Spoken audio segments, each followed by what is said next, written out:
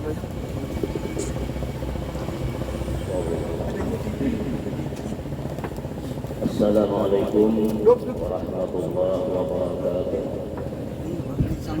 Bismillahirrahmanirrahim. Alhamdulillahirabbil alamin wa bihi nasta'in ala umuri dunya waddin. Wassalatu wassalamu ala asrafil anbiya'i wal mursalin wa ala alihi wa ashabihi ajma'in. Amma ba'd. قال الله سبحانه وتعالى بالقرآن الكريم أعوذ بالله من الشيطان الرجيم بسم الله الرحمن الرحيم وما أرسلناك إلا رحمة للعالمين. Para guru agama, masyarakat, aturan masyarakat, seruangan warga jiran, dan semua jemaah peringatan Maulidul Rasul yang ulun hormati. Pertama ulun mengucapkan terima kasih kepada panitia pelaksana di mana telah mempercayakan kepada ulun pribadi untuk mengisi acara di sore hari ini, yaitu acara peringatan Maulid Nabi kita Muhammad Sallallahu Alaihi Wasallam. Dan pula sebelum ulun meneruskan mengisi acara ini, ulun mengucapkan mohon maaf jika seandainya di dalam penyampaian ulun ada terdapat kekurangan atau khilafan dan sebagainya. Hadirin jemaah peringatan Maulidul Rasul yang dirahmati Allah Subhanahu wa taala.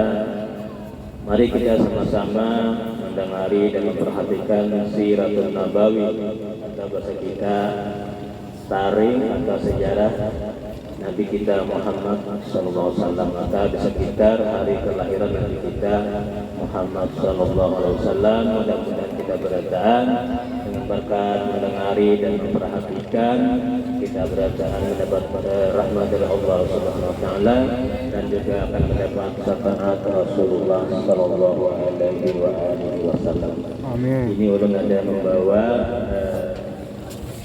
ini sirah Nabawi, kalau kalau kitabnya Anwar Muhammadiyah. Cuma karena boleh di tangan dengan hati ini kan ini ada kitab dari nyawa ini yang akan kalaunya pengarangnya kita yang belum terbiasa kurang nyaman juga rasanya.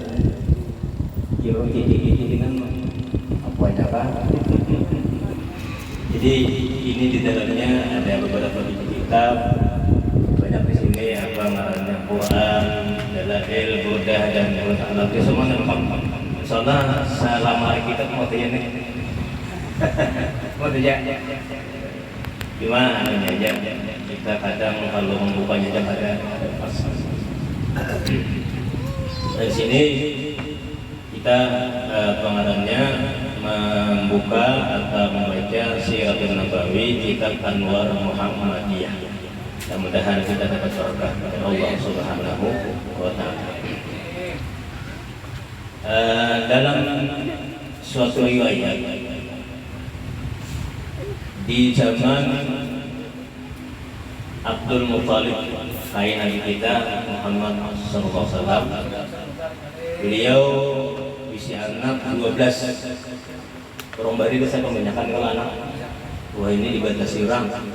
Padahal jangan ada itu kayak orang bari juga. Tapi kita di Indonesia kalau luar negeri, apalagi Palestina, negara-negara Timur Tengah paling kadang mau ikut program ini.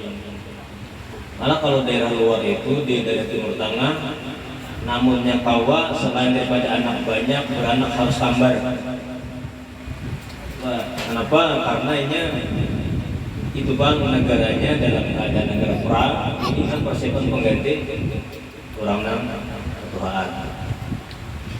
Negara kita alhamdulillah aman. Jadi karena aman, lalu apa aja sedikit penduduknya mengurangnya penduduk, biarnya kepadatan. Mendekatkan kita, orang kafir itu banyak, orang Islam sedikit. Nah, di zaman Abdul Muthalib, beliau berisi anak 12, diantaranya Abdullah, ayahanda Nabi kita Muhammad Sallallahu Alaihi Wasallam. Ulun terjemahan langsung bahasa kita aja lah, supaya lakas. Ya, tadi makanya gue bilang langsung ke sana, lagi orang singkat cara juga. Ulun itu berjanji beli ke sampah, sehingga yang ada yang dihadang juga. Karena apa orang besaruan, orang sini sudah terdahulu, jadi ada kawan terdahulu. Lalu melihat anak ini sudah tumbuh dewasa, Abdullah, akhirnya Abdul Muthalib ini berpikir untuk mencarikan jodoh. Ya kan zaman dulu memang anak buah ini dijodohkan oleh orang tua, jarang memilih seorang, baik laki-laki ataupun bini-bini. Zaman kita sekarang beda. Lalu Abdul Muthalib ini kemana harus mencari jodohnya Abdullah? Anak siapa yang tepat, yang sesuai lawan Abdullah?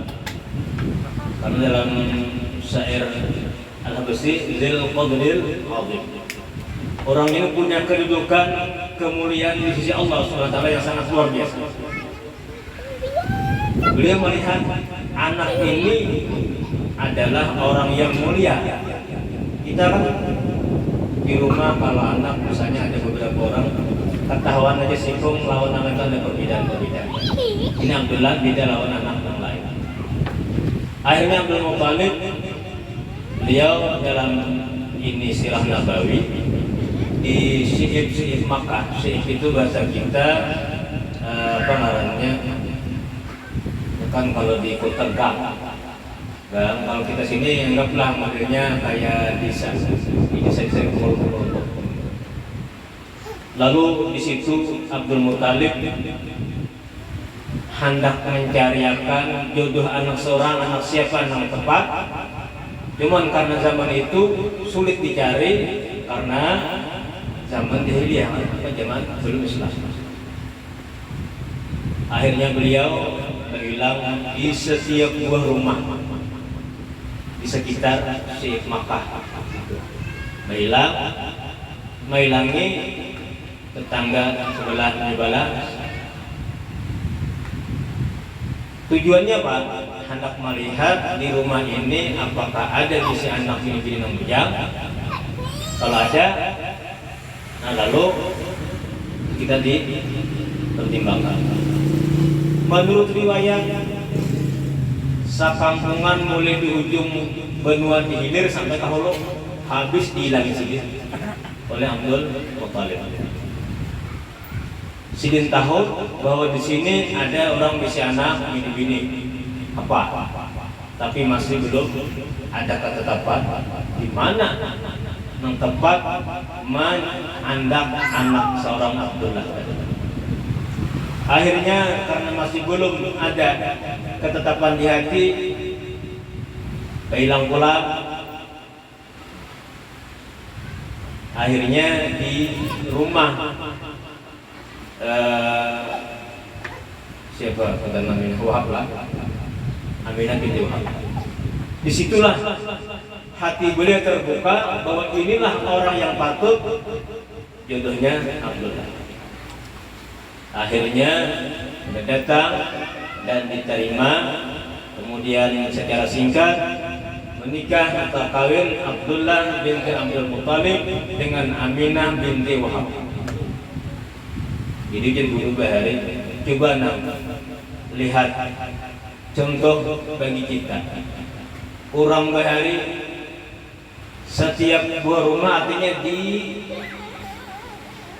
diperiksa sampai 2 kali boleh. Kenapa? Karena ada gampang-gampang mencarikan jodoh ini bukan kayak kita nukar barang. Mun baju pun merasa kadar lapas sama pilih. Ini ujar guru kita bahari waktu di Karaton Mas. Diibaratkan laki-laki dan bini-bini yang kita harapkan adalah supaya mendapat keturunan yang soleh dan solehah. Sama modelnya kayak kita di sini hendak bola wadai roti pengantin, atau wah ini kan roti pengarangnya 6 orang ngesan ulang tahun. Bagus bola, macam-macam. Roti itu bagus atau kadanya tergantung tuangannya. Bila tuangannya limpit, wadahnya bang limpit juga. Tapi walaupun tuangannya bagus, namun apa ngarannya alat pekakasnya apa gelapung ngaran lah, diorang harus pilihan. Orang mula wade misalnya gelapung apa pengarannya, kita mula gelapung baras sihiram. Lain kalau tuang aja di tuangan yang bagus, setelah masuk angkat saja rapai rotinya. Kenapa? Karena ada sesuai tuangan lawan. Nah itulah jadi balik. Kalau si laki-laki sini cus beludah, nang menyimpan rodanya itu pulang badannya harus bagus. Ini sama dua-duanya. Aminah adalah orang yang terhormat, mulia, dan Abdullah pun demikian. Akhirnya setelah menikah, disinilah riwayat bahwa pertama Allah Subhanahu wa taala menciptakan Nabi kita Muhammad SAW, yaitu awal proses terjadinya kehamilan Siti Aminah. Ini tepatnya malam Jumat di bulan Rajab. Cuma ada tercatat dalam ini kitab nikahnya itu bulan apa? Cuma dikisahkan di sini bahwa awal terjadinya Nabi kita ketika dalam kandungan Aminah di malam Jumat bulan Rajab. Kalau kita itu mundur lah berapa bulan sampai lahir bulan Rabiul Awal, Rajab, Sya'ban, Ramadan, lagi Syawal, Dzulqa'dah, Dzulhijjah, Muharram, Safar, Rabiul Awal, 9 bulan. Pas sudah. Istilah bahasa orang 9 bulan 9 hari 9 detik. Jadi sekitar 9 bulan kurang lebih bisa. Nah di sini pada malam itu, pada malam Jumat di bulan Rajab, Allah Subhanahu wa taala memerintahkan kepada malaikat Ridwan menjaga surga. Lalu Allah Subhanahu wa taala, wahai Ridwan, malam ini aku perintahkan untuk membuka semua pintu surga. Ibu kita waktu di keraton bahari di sini begitu bangir, kita akan mengenal bahwa pintu surga ada berapa? Ada 8. Ini pintu utama. Karena al-adat kasiratul la tuhsa. Bilangan itu tiada terbatas. Disebutkan 8 pintu utama. Contoh masjid apa ngarannya pintu Masjid Makkah. Itu kan hanya ada ngarannya di Babu Malik Abdul Aziz. Ada babus apa Sa'ada, macam-macam ngarannya, kada setiap bulan lawang ada, hanya sebagian saja pintu utama. Lawang Masjid Madinah kan juga ada pintu babus Salam. Imbah ini banyak kan pintu kan kemarin lagi di sebelah sana pintunya babun Nisa. Jadi ada samuan, ampun samuan masih makan tuh lawang kan kita. Hitungnya aja bisa nyanyok karena banyaknya lawang masjid dimakan. Jadi pintu surga, pintu utama 8. Lalu Allah perintahkan kepada malaikat Ridwan, buka wahai Ridwan semua pintu surga, karena pada malam ini aku ciptakan seorang nabi akhir zaman. Itu Nabi kita Muhammad SAW. Dibuka semua pintu surga. Ini merupakan isyarat bahwa orang yang akan lahir, yang akan membawa umat manusia ke jalan menuju surga sudah ada, lalu pintunya dibuka. Itu malam Jumat di bulan Rajab. Ini suatu keajaiban. Kemudian lagi Allah Subhanahu wa taala memerintahkan satu malaikat yang lain untuk mengumumkan di seluruh penjuru alam semesta. Lalu malaikat ini dengan perintah Allah Subhanahu wa taala mengumumkan semua makhluk mendengar kecuali as-saqalain, jin dan manusia yang kadang mendengar pengumuman dari malaikat pada malam itu, malam Jumat di bulan Rajab. Apa isi pengumumannya? Ala innan nural mahzunal maqmunal ladzi yakunu minhu an-nabiyul hadi yastaqirru fi batni ummi fi hadhil lailah. Wahai semua makhluk yang ada di langit, di bumi dan antara langit dan bumi, ketahuilah nur yang selama ini tersembunyi, tersimpan dari sulbi Adam terus sampai sulbi Nabi Nuh, sampai sulbi Nabi Ibrahim, berpindah-pindah sampai kepada sulbi Abdul Muttalib, sampai kepada sulbi Abdullah yang pada malam ini pindah ke dalam rahim Aminah. Itu pengumuman dari malaikat. An-Nabiyul Hadi, ialah seorang nabi yang akan memberikan petunjuk jalan menuju surga Allah Subhanahu wa Ta'ala. Baratan mendengar kecuali manusia lawan jin yang kada mendengar. Tapi manusia dan jin, walaupun malam itu kada mendengar pengumuman dari malaikat, mereka sudah diberitahu oleh Allah dalam kitab, oleh kitab Zabur, kitab Taurat, dan kitab Injil. Semuanya tertulis jelas riwayat tentang kelahiran Nabi kita Muhammad SAW. Tanda-tandanya jelas dan tempatnya pun jelas. Tapi kenapa waktu itu mereka kadang mengetahui? Karena kitab-kitab itu sudah diganti oleh para pemuka-pemuka agama di zaman itu, disembunyikan. Kita sering menyimpang kisah. Ada Ka'bul Akhbar, kan ada di wilayah Tarik. Ka'bul Akhbar ini seorang pendeta Nasrani. Beliau masuk Islam di zaman kekhalifahan Sayyidina Umar. Waktu zaman Rasulullah masih Nasrani. Abahnya seorang pendeta, Ka'abnya pun seorang pendeta, tokoh agama. Tapi abahnya Ka'ab ini waktu garing berpesan, wahai Ka'ab, apabila aku kini sudah tiada, maka itu ada pembebasan konsultan. Itu dalam mana rawi murid Tabari yang pengarangnya Safran. Itu jelas, makanya orang baru itu udah bulan mulut menerjemahkan rawi. Itu isinya. Wajar kuitanya Ka'bul Akhbar, apabila aku sudah tiada, maka itu peti yang aku simpan di dalam kamar selama ini belum pernah kubuka, maka bukalah peti itu wahai anakku. Apa isinya bah? Kainah sudah aku pendendah hanya kamu tahu. Dan setelah itu melihat jelas, maka itu merupakan petunjuk dalam kehidupan kita. Meninggal abahnya Ka'ab, pendeta tadi, kemudian dibuka oleh Ka'ab, ternyata ada beberapa lembaran ini kertas kitab, beberapa halaman yang dicabut dalam kitab Injil disimpan oleh Sultan Ka'bul Akhbar. Isinya menerangkan tentang kelahiran Nabi kita Muhammad SAW, tempatnya di mana, dan kemudian tanda-tandanya jelas.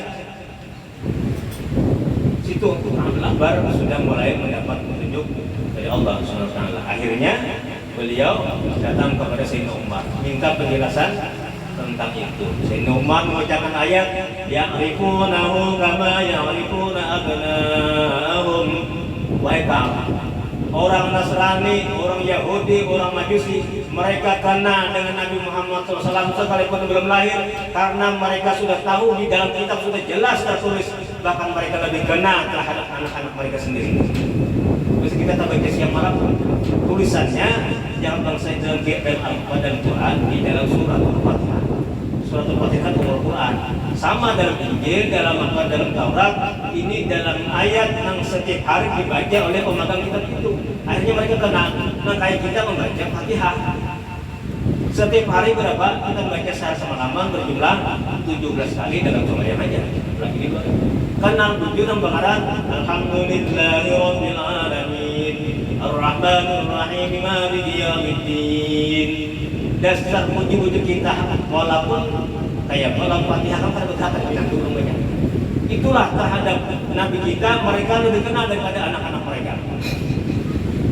Ternyata dalam Al-Quran pun ada keterangan itu, bahkan Al-Quran menyinggung kitab-kitab yang terdahulu. Lalu Abdul Akbar mengucapkan kalimat asyhadu an la ilaha illallah wa asyhadu anna Muhammadur Rasulullah. Ini seorang pendeta Rasul Islam. Beliau ini yang paling banyak meriwayatkan tentang sirah Nabi, mulai si jin belum lahir sampai Nabi kita lahir. Jadi para ilmuwan mereka meneliti, hendak menyesuaikan dalam keterangan kitab, khususnya kitab 4, Al-Quran, Injil, Zabur, dan Taurat. Ternyata keterangan itu kitab semuanya sama. Dan di dalam kitab dinyatakan bahwa akan lahir seorang nabi akhir zaman, tempatnya disebutkan Makkah, itu dengarnya Bakkah, dan dari kalangan orang Quraisy. Menurut para ilmuwan, para peneliti, tidak ada seorang nabi yang lahir di Makkah kecuali satu nabi kita, Muhammad SAW. Semuanya lahir di luar, di Palestina, di daerah Mesir, kemudian negara-negara lain. Nabi kita aja sesuai petunjuk kitab Al-Quran dan Injil, Taurat, Zabur. Belum pernah bini-bini waktu itu, seorang bini-bini ini adalah orang keharingan.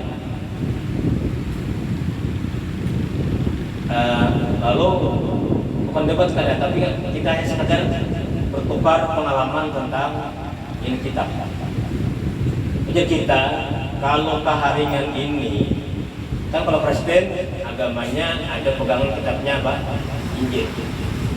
Kalau keharingan apa larang kitabnya? Karena kalau agama keharingan aku selama ini aku masih belum kenal agama keharingan ini bersumber asal dari agama mana bacanya. Jadinya keharingan ini di Kalimantan ini adalah ngarannya Hindu keharingan. Berarti dari Hindu. Pegangannya kitabnya Zabur. Asalnya enggak. Di atas wali Hindu ini adalah Nabi Daud. Lalu Zabur Nabi Musa. Di dalam itu kitab nang Hindu keharingan tertulis jelas kalimatnya adalah Muhammad bagaikan cahaya di atas gurun pasir. Itu kitab Hindu keharingan. Makanya kitab ini kalau ada pasti disita oleh orang-orang Hindu, karena mereka khawatir orang Hindu akan masuk Islam. Itu pernah terjadi di daerah luar negeri ditangkap orang yang menyebarkan itu dalam YouTube. Ada, dan ulun langsung lawan orangnya waktu itu. Dalam kitab kami tertulis itu Muhammad adalah cahaya di atas gurun pasir. Artinya apa? Dalam Al-Quran, laqad ja'akum minallahi nur. Sesungguhnya telah datang, telah lahir di hadapan kalian nur yukhrijuhum minadz zulumati ila nur, yang akan mengeluarkan daripada kegelapan kekafiran menuju iman dan Islam. Jelas benar itu. Bini-bini orang, kita jangan dikira orang Kristen keharingan, ya bahasa kasarnya kan ada orang-orang yang pintar. Mereka hanya kuliah sampai luar negeri. Kalau kita kan kuliah sampai ke mana? Orang-orang Indonesia misalnya ke Mesir, ILC, IMA, I-nya pun banyak juga kita nanti. Quran sudah dikuasai dibacanya. Kadang orang kita bisa kalah debat. Nah itu. Jadi kembali kepada Ta'amul Akhbar. Ini banyak riwayat daripada Ta'amul Akhbar. Kemudian pada malam Jumat di bulan Rajab itu terjadi lagi keanehan. Semua binatang yang ada di daerah timur semuanya berjalan menuju ke arah barat. Jadi timur ini apa? Arah selatan ya Pak. Untuk apa? Karena mereka memberitahukan kepada semua binatang yang ada di muka bumi bahwa malam ini Allah Subhanahu wa Ta'ala menjadikan seorang nabi akhir zaman dan dia sudah berada di dalam rahim ibunya. Binatang tahu. Ini pengumuman tadi dari binatang binatang bertutur dengan pas. Ini dalam kitab Syaikh Surat pun dibicarakan disebutkan di sini bahwa hewan-hewan peliharaan orang Quraisy bertutur dengan jelas seperti itu. Manusia kada paham. Sekalipun manusia kada paham dan kada mendengar pengumuman malaikat, tapi dalam kitab pun sudah dijelaskan oleh Allah Subhanahu wa taala. Dan pada malam itu semua rumah penduduk yang ada di sekitar Makkah bersinar terang. Ini aneh.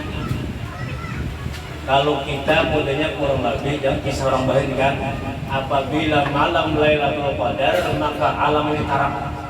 Walaupun bulan Qadar misalnya terang.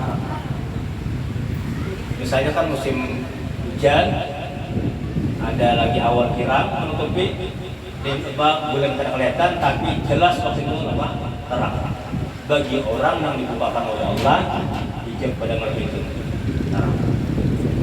Makanya dalam kitab ini Anwar Muhammadiyah disebutkan bahwa malam kelahiran Nabi kita Muhammad SAW yaitu tepatnya 12 Rabiul Awal lebih afdal daripada malam Lailatul Qadar. Ulama beda pendapat, ada yang mengatakan tepatnya waktu Nabi lahir. Tapi ada yang mengatakan setiap bulan Rabiul Awal apabila bertepatan 12 Rabiul Awal malam Senin, maka ibadahnya diberikan nilai oleh Allah berlipat ganda. Jarang terjadi 12 Rabiul Awal malam Senin. Jarang benar. Cuma ada. Belum perhatikan kurang lebih sekitar 4 tahun putarannya. Coba aja jaga kira-kira. Intai, apabila kita nampas 12 Rabiul Awal malam Senin, malam itu catat kurang lebih 4 tahun akan terulang. Waktunya sama. Nah, di situ kita dianjurkan memperbanyak ibadah karena pahalanya berlipat ganda. Itu waktu sin lahir. Nah, ini belum lahir lagi tuh. Di sini aja ya. Semua. Mancar cahaya dari Allah Subhanahu wa taala. Kemudian setelah Nabi kita Muhammad SAW lahir, tadi kan masih awal proses kehamilan. Pada malam Senin 12 Rabiul Awal, Ummu Sifah dalam mineral. Jadi Ummu Sifah ini adalah orang yang membidani, yang menyambut kelahiran Nabi kita Muhammad sallallahu alaihi wasallam. Qalat lamma waladat Aminah radhiyallahu anha Rasulullah sallallahu alaihi wasallam wa ka'ala yadayya fastahalla fasami'tu qailan yaqul rahimakallah. Ini pas malam lahir subuh 12 Rabiul Awal. Jadi sebutan Qubail al-Fajri artinya pengarangnya belum lagi timbul fajar, setelah Nabi kita lahir langsung fajar timbul. Artinya sebagai isyarat Nabi kita lahir membawa ini nur cahaya dari Allah Subhanahu wa taala. Nah, ujian Ummu Sifah setelah lahir Nabi kita Muhammad sallallahu alaihi wasallam, maka aku sambut dengan 2 badak tanganku. Setelah itu aku mendengar suara tangisan bayi. Kan kayak anak biasa nangis. Fastahalla, ada suara tangisan. Setelah itu aku dengar lagi ada ucapan rahimakallah. Malaikat mendoakan kepada Nabi kita Muhammad SAW, semoga Allah Subhanahu wa taala selalu merahmati kamu. Dan rahimakallah. Jadi di sini kita dianjurkan kalau kita hadir di ada keluarga kita melahirkan beranak, apabila anak sudah keluar, ucapan yang pertama kali kita ucapkan adalah rahimakallah. Itu semestinya. Kalau kita kan lain, apalagi bidan abut. Ayo, macam-macam. laki kan gini kan ada kata-kata rahimakallah. Rahimah kan teman, rahimakallah, mudah-mudahan Allah merahmati kamu. Jadi waktu itu dia musibah. Setelah aku sambut dengan dua belah tanganku, setelah mendengar suara itu tadi, lalu memancar nur sinar. Jadi benar itu. Fa'adalahu ma bainal masyriqi wal maghrib hatta nazartu ila ba'di qusurir Rum. Setelah mendengar kata-kata rahimakallah, maka memancar sinar dari tubuh Nabi kita Muhammad SAW ke seluruh penjuru. Sampai di sini aku melihat di daerah negeri Syam jelas terang bahwa di sana ada gedung kaisar kerajaan terlihat jelas. Ayo, luar biasa. Ini nang waktu sini lahir. Kira-kira hampir setiap perawi ada. Nah, setiap perawi Maulid baik di Serapal 6 ataupun di Berjanji semuanya ada. Ini dalam Simtul Durar ataupun Murad Al-Hadis. Lalu setelah itu dia apa? Musibah bidat. Karena sebagai seorang bidat, beliau akhirnya membelut Nabi kita Muhammad SAW dengan kain atau pakaian yang disediakan oleh Abdul Muthalib. Menurut riwayat itu kain putih, kain sutra. Jadi orang Bahari itu menyambut anak yang hanya lahir, kainnya nang hanyar juga. Wah ini rata-rata orang hanya di orang lain. Nya dulu juga spesial. Amun kita zaman dahulu buruk kalambu, buruk tabe, lampir kangar. Setelah aku beluk dengan pakaiannya, lalu aku baringkan dan aku tidurkan. Maka pada waktu itu dia bidat. Kenapa tanganku ini gemetar sebelah kanan? Kadang awal ditahan. Kemudian sebelah kiri pun gemetar. Padahal apa yang perlu ditakutan? Akhirnya timbullah rasa apa? Rasa takut dan khawatir. Kenapa kejadian apa ini? Karena tadinya ada memancar nur cahaya keluar dari jasad Nabi kita Muhammad sallallahu alaihi wasallam. Lalu waktu itu dia bidat. Fasami'tu qailan yaqulu ayna dhahabat bihi qala ila al-maghrib. Mendengar ucapan, kemana kita bawa? Ujar nasi konyati kita bawa ke barat maghrib. Setelah itu datang lagi sama ucapannya, bahasanya qul ilayya qulu aina dhahabat bi qala ila al-masyriq. Artinya apa? Bahwa Nabi kita setelah lahir dibawa oleh malaikat keliling dunia. Ini kekuasaan Allah Subhanahu wa taala. Percaya kan kita? Dalam waktu hanya beberapa detik, kalau secara akal biasa mungkinlah. Mungkinkah apa ngarannya keliling itu maghrib lawan masyriq? Tapi inilah kudrat Allah Subhanahu wa taala. Benar kita Islam kan? Nah akhirnya ujian apa musibah. Mulai saat itu sampai Nabi kita ini tumbuh dewasa. Aku masih ingat peristiwa itu. Dan aku lihat ketika memancar cahaya sampai ke negeri Rum. Dan aku dengar kalimat rahimakallah. Dan aku dengar kalimat aina dhahabta bi qala ila al-maghrib. Aku kadang pernah lupa peristiwa itu. Masih seakan terlihat di mataku dan masih terdengar di telingaku. Sampai saatnya Nabi kita diutus oleh Allah menjadi seorang rasul. Bakuntu awaluman Islam.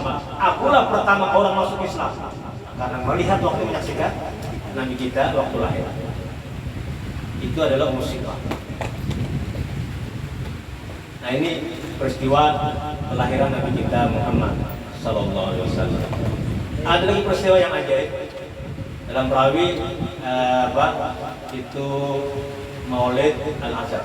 Ini sama kan? Berjanji Serapal Anam ataupun Maulid Azhar, mari kita rangkum lebih. Apalagi Adibah dan Sumber dan banyak lagi yang kita kada kenal buku-buku maulid banyak. Kumpulannya lebih ratusan macamnya buku maulid ini. Hanya kita kenal beberapa buku. Semuanya menjelaskan tentang kelahiran Nabi kita. Lalu dalam Maulid Al-Ansab disebutkan bahwa pada malam kelahiran Nabi kita Muhammad SAW di negeri Paris, di sana ada api menyala sudah ribuan tahun kada pernah padam. Api ini sesembahan orang Majusi. Orang Majusi menyembah api. Pada malam 12 Rabiul Awal api itu padam. Pada hujan apa kada. Kemudian di negeri Rom, di sana ada bangunan yang tinggi dan kokoh bangunannya, istilah bahasa kita kan gereja. Pada malam itu pun rubuh. Pada malam kelahiran Nabi kita Muhammad Sallallahu Alaihi Wasallam. Terakhir kita sedikit berpisah bahwa orang Yahudi Ahlul Kitab, di mana mereka lebih kenal kepada Nabi kita daripada mengenal anak-anak mereka. Pada tahun itu sebelum Nabi kita lahir di Makkah, mereka datang ke kota Makkah. Para tokoh agama Yahudi dan Nasrani mereka menginap malam di Makkah. Untuk apa? Menunggu saatnya lahir seorang Nabi. Tahu sudah. Jadi pada malam itu, bukan kita belum bisa kata ingatnya. Orang tokoh Yahudi dan Nasrani tadi, ketika pada waktu Nabi kita hampir lahir, pada saat Nabi Makkah, mereka bermukim di Makkah. Yang kemudian pada waktu itu orang Yahudi tadi, mereka itu menanyakan kepada penduduk Makkah. Pas malam Senin 12 Rabiul Awal. Falamma kanatil lailatul lati wulida fiha Rasulullah sallallahu alaihi wasallam qala ya ma'syara Quraisy hal wulida fikum al-lailata mauludun. Wahai orang-orang Quraisy Makkah, adakah tadi malam seorang anak laki-laki lahir? Dia menjaga uji orang Makkah, la na'lamu, kami kada tahu. Karena kan orang baru itu bila nyeberanang berenang aja, wah ini abu, tak rumah sakit ini.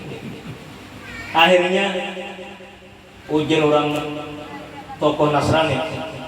Qala dzuru fa innahu urida fi hadhihi al-laila an-nabiyyu hadhihi al-ummah baina katibaihi alama.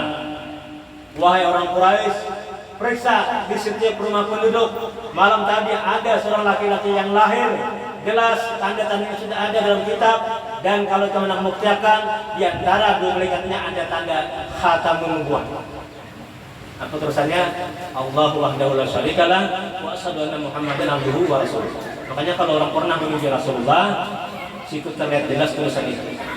Jelas. Ada diperlihatkan oleh Allah SWT, halus nang kaya logam, kita nang kaya duit perak. Jelas itu pada kali berbulan. Lalu orang-orang penduduk Makkah pada waktu itu mereka mencari konsaraku, masing-masing mencari nama penduduk betakun. Adakah tadi malam orang yang melahirkan anak laki-laki? Faqila lahum qad wulida li Abdillah bin Abdul Muttalib gulamun.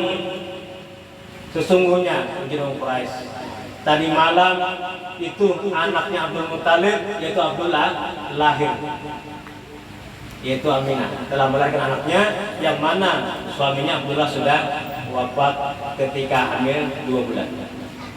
Nah, waktu itu pada hadal Yahudi ma'hum ila ummihi fakhrajathu lahum.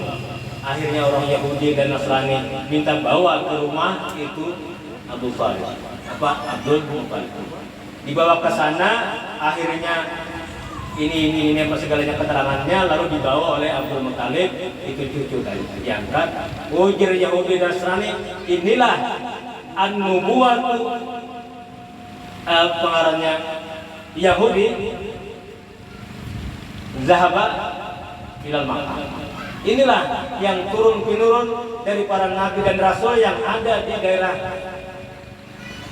Palestina dan pengarangnya Israel sekarang sudah berpindah di dalam rahim Aminah dan sekarang orangnya sudah lahir. Yahudi Nasrani pada waktu itu. Inilah yang disebut Yahudi Ahlul Kitab yang masih memegang kitab yang asli. Andai kan sekarang masih ada orangnya, anak bini-bininya sah dinikahi. Itu yang boleh menikahi orang Yahudi ataupun Nasrani yang asli memegang kitab yang masih belum dirubah. Kali lagi. Tapi kalau negara luar pada Indonesia boleh nikah antara Muslim lawan non Muslim. Orang Indonesia sudah keputusan Majelis Ulama ada boleh beda agama, kecuali dalam fikih bila orang ini asli pemegang kitab itu. Kali lagi orang ngarannya wah ini kalau Kristen ortodok lah, Yahudi ortodok. Ini keturunan orang pemegang Islam kitab asli. Dan Yahudi ortodok pun ataupun Kristen ortodok pun sudah berubah kitabnya. Namun ada kemiripan orang kita. Ini hati-hatilah. Sedikit memberikan informasi. Di Indonesia mulai tahun 74 Kristen ortodok sudah ada. Bangunannya sama lawan masjid, pakai apa? Sungkoh sama. Dan di dalamnya sama lawan kita pakai sejadah sama. Kalau kita misalnya ke Kota di Jakarta atau daerah Jawa, jangan sembarang masuk ke masjid atau apa. Bisa gereja Kristen ortodok. Sembahyangnya sama mirip lawan sembahyang kita. Bedanya hanya langsung sujud tanpa rukuk. Mungkin akan bisa cari di YouTube kan. Langsung sujud. Makanya inilah Nabi kita membawa ajaran sembahyang ini menghimpun sembahyang para nabi di zaman dulu. Disempurnakan lalu ditambah rukuk. Sejadahnya sama lah kita dijual di pasaran. Hati-hati bilangnya ada sajadah, ada betul pindah kayak apa? Ada sajadah yang kayak potongan anjing ada lagi itu bukan sajadah orang kita Islam. Ada yang kayak salib. Ada. Jadi sajadah Kristen ortodok, ada sajadah orang Yahudi ortodok. Yahudi ortodok pakai serban, pakai tasbih, sama lawan kita. Kalau adanya pikiran apa? Kiai Indonesia sudah ada. Tapi ini kadang membahayakan. Yang membahayakan adalah orang Islam sendiri di zaman sekarang adalah Islam aliran yang disebut Salafi. Padahal bukan Salafi. Ya orang Wahabi mengatasnamakan Salafi. Ini di Indonesia pesantren terbesar sudah dibangun, ada 60 pesantren. Di daerah kita ini di Banjar pun sudah ada masuk. Bahkan di Margasari pun ada datang 2 orang kawin atau orang Margasari. Untuk ada di Indonesia. Ciri-cirinya orang Salafi bila sembahyang di masjid, di masjid ada kuburan jangan hafal. Itu di hulu itu bila nyari Jumatnya kan masih berdiri. Karena masjid kita di hulu itu ada kuburan. Kenapa jadi demikian? Karena itu imamnya, nama mereka ikut ini diantaranya Syekh Albani memfatwakan haram apabila ada kuburan di masjid dan wajib dibongkar. Makanya waktu zaman Syekh Albani bahwa makam Rasulullah hendak dibongkar. Itu ada. Maka ini bertambah aja. Kalau di Banjarbaru sudah ada Banjarbaru, ada Salafi, ada LDI. Di Banjar sudahnya juga. Nah jadi inilah bahwasanya orang Yahudi dan Nasrani itu lebih mengenal dari Nabi kita daripada anak-anak mereka sendiri. Namun setelah Nabi kita diutus sebagai seorang Rasul, ternyata mereka mengingkari apa yang telah mereka yakini dalam kitab ini. Kita alhamdulillah sanggup kada kita percaya kepada Nabi kita Muhammad SAW. Mudah-mudahan kita dipelihara oleh Allah SWT, kita dan Nabi kita, iman kita selalu ada di dalam dada kita sampai akhir hayat kita. Amin. Dengan berkat Nabi kita Muhammad SAW. Kiranya hanya sampai di sini apa yang kita belum sampaikan. Kurang lebihnya mohon maaf dan ulun akhir yang mengucapkan wabillahi taufiq wal hidayah. Assalamualaikum warahmatullahi wabarakatuh.